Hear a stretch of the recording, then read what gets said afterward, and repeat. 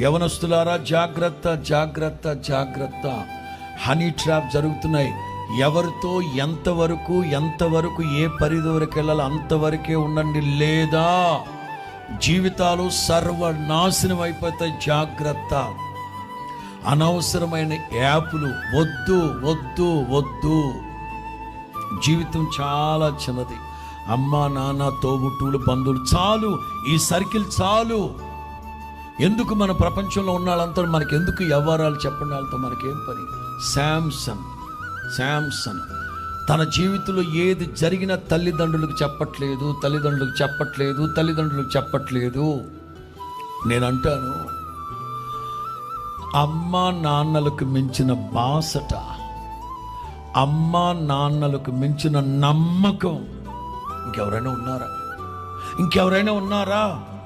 చెప్పండి.